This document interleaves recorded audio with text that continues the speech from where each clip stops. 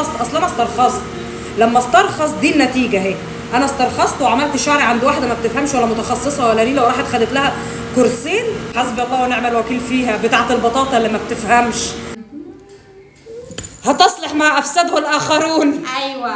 طيب بالنسبه بقى للتقصيف ده، ولا مش هينبت، هيتعالج ولا مش شايفه منه امل بعد ما حسبي الله ونعم الوكيل فيها وقعته؟ مالناش دعوه بقى، بس انا عايزه اقول لكم ان الشعر ده هيبقى نتيجته معايا على المدى البعيد، مش بقول دلوقتي طبعا هيبقى تحفه وهيبقى طري جدا وناعم، بس على المدى البعيد والتحدي. وفي الفيديو ده هيطلع شعرها وجذور شعرها متحسنه، وكل ده هيطول، شعرها هينفش كده لان الجذور هتطلع. شغلتي دي انا بشتغل بقالي سنين. كام سنه مثلا؟ 22 23 سنه.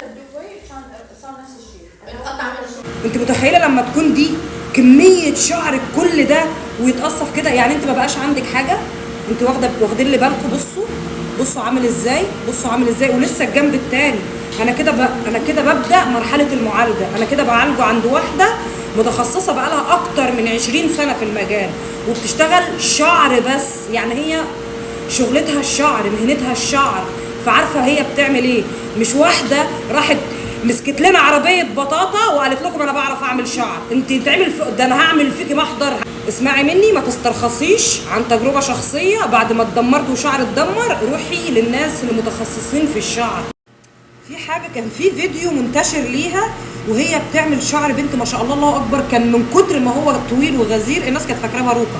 فانا بقى من غبائي وقتها لما شفت الاستاذه بتعمل، افتكرت ان هي دي الماده اللي بتاعت البطاطا هتحطها لي، فرحت لبتاعت البطاطا. ما كنتش لاقيه الفيديو بتاع الاستاذه ولا عارفه مكانها فين.